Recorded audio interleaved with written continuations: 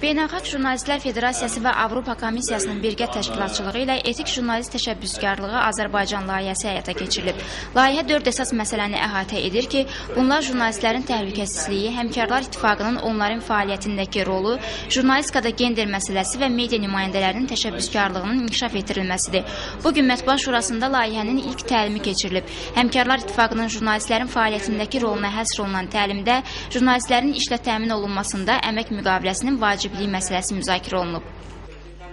Azərbaycanda da media sahəsində çox ciddi proseslər gedib, medianın qanunvericiliyi bazası formalaşdırılıb, jurnalistlərin peşəkarlığının artması istiqaməsində mühüm işlər görülüb. Hal-hazırda bəzi proseslər də gedir ki, bu da medianı, bir daha qeyd edirəm, sivil dünya standartlarına tam formada uyğunlaşdırmadan ibarətdir.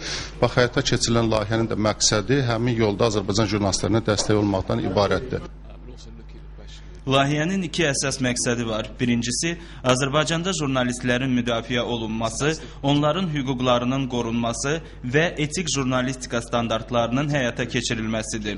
İkinci məqsəd isə bu işlərin reallaşmasında jurnalistlərin özlərinin rolunun artırılmasından ibarətdir.